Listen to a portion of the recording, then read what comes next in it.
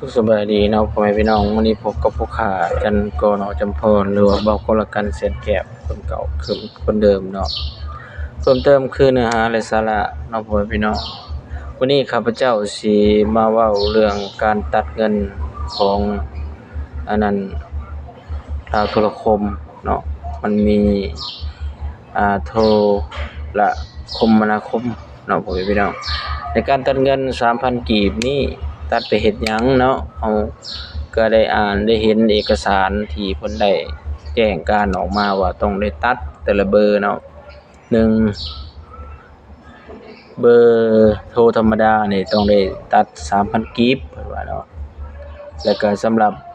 เบอร์หยังเบอร์อินเทอร์เน็ตผ่านสาย FTTX เนาะ FTTX นี่ต้องได้ตัด 5,000 กีบเนาะแต่ละเบอร์เนาะพ่อแม่พี่น้องอันนี้การอ่านจากข้อมูลที่เขารายงานมาคือท่านปริญญาพรหมวิเศษเนาะรักษาการหัวหน้ากองเลขากองทุนพัฒนาในโทรคมนาคมเพิ่นได้แจ้งการออกมาเนาะเพิ่นได้แจ้งการออกมาให้ข้อกระจ่างแจ้งแก่ผู้สงสัยทั้งหลายได้รับทราบและรับฟังกันเฮาได้เข้าไปอ่านเบิ่งแล้วก็คือแบบบ่อยากชัดเจนปานใดเนาะบ่อยากแจ้งปานใดเว้าแบบรวมๆเนาะพ่อแม่พี่น้องในเช่นเพิ่นว่าเนาะชี้แจงเกี่ยวกับการเก็บค่าความปลอดภัยจำนวนเงิน 3,000 กีบต่อเดือนเนาะเก็บความปลอดภัยโทรคมนาคมและอินเทอร์เน็ต 3,000 กีบต่อเดือนในระยะผ่านมาได้กลายเป็นประเด็นแห่งฮ้อนเนาะประเด็นแห่งฮ้อนเพราะว่าผู้ชมใช้หรือว่าประชาชนที่ใช้น่ะเขาจะฮู้ว่าเก็บเงินนั่นโต 3,000 กีบ 5,000 กีบน่ะเป็นเก็บไปเฮ็ดหยังเนาะแล้วเงินตัวนั้นมันไปอยู่ไสเนาะพ่อแม่พี่น้องแต่ซึ่งเพิ่นได้ชี้แจงมาว่าเงินโต 3,000 กีบ 5,000 กีบนี่เก็บไปเพื่อปรับปรุงเนาะปรับปรุงจากตะกี้เนาะมันเป็นระบบธรรมดาเนาะ 2G 3G นี่เนาะให้กลายเป็นระบบดิจิตอลว่าอันนั้นได้ให้กลายเป็นระบบดิจิตอลแล้วก็เป็นการเก็บเพื่อปกป้อง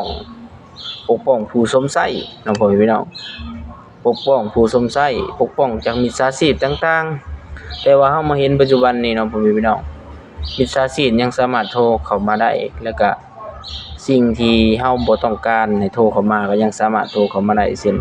พวกสินเชื่อต่างๆบ่โทรมาโดยเฮาบ่ฮู้ว่าเขาโทรมาด้วยสาเหตุใดเขาฮู้เบอร์เฮาได้แนวใดเนาะเช่นพวกสินเชื่อเกี่ยวกับอิหยังลาวเซียนบ่อิหยังต่างๆที่โทรเข้ามารบกวนเฮาเวลาเฮาพักผ่อนเฮานอนหรือว่าเฮาเฮ็ดเวียกต่างๆเขาสามารถโทรเข้ามาได้แต่ปัจจุบันนี้ก็บ่ค่อยได้เห็นเขาโทรเข้ามาแล้วสำหรับพวกสินเชื่อต่างๆพวกลาวอาเซียนอิหยังต่างๆนี่ก็บ่เห็นเขาโทรเข้ามาแต่สำหรับมิจฉาชีพนี่ยังเห็นอยู่เนาะยังเห็นอยู่แต่เพิ่นก็ได้เว้ากฎระเบียบหลายๆอย่างของกระทรวงเทคโนโลยีและสื่อสารเนาะเพิ่นว่าออกในวันที่19เดือนมิถุนายนปี2025เนาะพี่น้องเพิ่นว่าการเก็บเงินดังกล่าวแม่นค่าสิทธิ์ในการคุ้มครองเกี่ยวกับเวียกโทรคมนาคมอินเทอร์เน็ตของรัฐบาลที่มีความสนใจในการพัฒนาปรับปรุงมีงานที่ติดพันกำลังใช้บริการโทรคมนาคมและอินเทอร์เน็ตให้มีความสงบและปลอดภัยในนั้นได้เพิ่นว่าแจ้งการมาในนั้นให้มีความสงบและก็ปลอดภัยมีเลขรหัสของบริการขั้นต้นด้วย060และก็030มีการนำใช้แม่นกำหนดเอาค่ารักษาความปลอดภัยประจำเดือนในอัตรา 3,000 กีบต่อเดือนต่อ1เลขหมายสำหรับการบริการอินเทอร์เน็ตผ่านสาย FTTX เนาะแม่นกำหนดเอาค่ารักษาเนาะพ่อแม่เนาะค่ารักษาความปลอดภัยประจำเดือนในอัตรา 5,000 กีบต่อเดือนต่อ1ลูกค้าอันนี้ได้เพิ่นแจ้งการมาแบบนั้นสำหรับความปลอดภัยแล้วก็สำหรับปรับปรุงเนาะปรับปรุงเครือข่ายมีต่างๆนั่นแหละเพิ่นเว้ามาแต่เพิ่นก็เว้าว่ามันมีในกฎหมายเพิ่นว่ากฎหมายสำหรับโทรคมนาคมเนาะ กฎหมายอันปรับปรุงในปี2021ดำรัสและเลขที่278เนาะผมพี่น้องแล้วเพิ่นก็ว่ากองทุนพัฒนาคมนาคมและหันเปลี่ยนเป็นดิจิทัลในภาคที่7มาตรา39ของกฎหมายจุดประสงค์เพื่อสะสมและระดมทุนจากภายในและต่างประเทศเข้าในการหันเปลี่ยนเป็นเศรษฐกิจดิจิทัลขยายพัฒนาโครงสร้างพื้นฐานไปถึงชนบททางไกลโพ้นการพัฒนาทรัพยากรมนุษย์ระบบดิจิทัลความปลอดภัยของเทคโนโลยีและส่งเสริมการใช้เทคโนโลยีดิจิทัลเนาะมาตรา40แปลงกองทุนจากส่วนประกอบของงบประมาณแห่งรัฐอันนี้คือสิแม่นแบบว่าเพิ่นอยากเอาเงินดังกล่าวนี้ไปพัฒนาระบบเนาะไปทั่วเขตบ้านนอกซอกนี้แหละว่าซั่นซะเขตชนบทอิหยังต่างๆเพิ่นจะว่าทางเขตชนบทนี่บางบ่อนบางทีก็ยังบ่มีเนาะบ่มีสัญญาณบ่มีอินเทอร์เน็ตใช้เนาะบางบ่อนบางทีก็บ่มีแท้เนาะอาจจะเป็นแนวนั้นผมคิดของเพิ่นนะแต่ว่าเงินที่เพิ่นเก็บไปนี่เพิ่นหักไปนี่จะเอาพัฒนาอันนั้นระบบดิจิทัลแท้บ่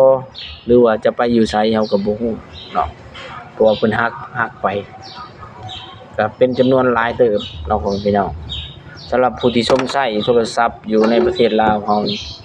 สมมุติไล่ใส่6ล้านคนเนาะ6ล้านคนคนหนึ่งเท่าใดคนหนึ่ง 3,000 กีบคูณ6ล้านเนาะพี่น้องถูกเท่าใดถูกอยู่ 18,000 ล้านเนาะพ่อแม่พี่น้อง 18,000 ล้านต่อเดือนได้สำหรับ6ล้านคนคันแม่น7ล้านนี่ก็คูณเอาอีก 18,000 ล้านต่อเดือนบัดนี้ปีหนึงปีหนึ่ง12เดือนถูกอยู่ 216,000 ล้าน 216,000 ล้านเพิ่นคือว่าบ่ธรรมดาหลายครับตัวนี้เนาะถ้าว่าเอาไปพัฒนาพื้นฐานโครงสร้างทางด้านสื่อสารโทรคมและคมนาคมเนี่ยอาจจะเป็นผลดีแต่ถ้าว่าเอาไปเฮ็ดแนวอื่นนี่เนาะโดยบ่ได้เอาไปพัฒนาระบบดิจิทัลของระบบสื่อสารของลาวเฮานี่ถือว่าเป็นเงินมหาศาลเป็นเงินเม็ดเงินมหาศาลเนาะพ่อพี่น้องแต่เฮาก็ติดตามเบิ่งกันต่อไปเนาะเพราะว่าถ้าว่าเฮามาสังเกตเบิ่งในการนำใช้อินเทอร์เน็ตอยู่ในลาวเฮานี่ยังค่อนข้างอยากถูกเนาะพ่อแม่พี่น้องถูกกว่าอยู่ไทยเนาะสำหรับข้าพเจ้าเคยไปไทยนี่โอ้ยสิ้นเปลืองหลายสำหรับใช้อินเทอร์เน็ตเนาะสมมุติว่าเฮาเติม100 บาทนี่คราวเดียวอยู่ไทยฮะข้าพเจ้าไปอยู่คัน Wi-Fi แล้วใครแน่เนาะ Wi-Fi ถ้าว่าเฮาเติมนี่เนาะเติมเทื่อละ20 บาทเทื่อละ100 บาทนี่เฮาบ่สามารถสิมาเบิ่งเบิ่งหนังเบิ่งคลิปเบิ่งนั่นได้อยู่เมืองไทยนี่เฮาเติมคราวเดียวนี่เฮาเบิ่งคราวเดียวนี่มันเบิดโลดได้สิ้นเปลืองหลายเนาะสำหรับอยู่เมืองไทยนะข้าพเจ้าไปอยู่เพิ่นเกือบ 6-7 เดือนนี่เนาะเติมเทื่อละ20 บาทนี่คราวเดียวเนาะมันให้เท่าใดเมกนึงครับ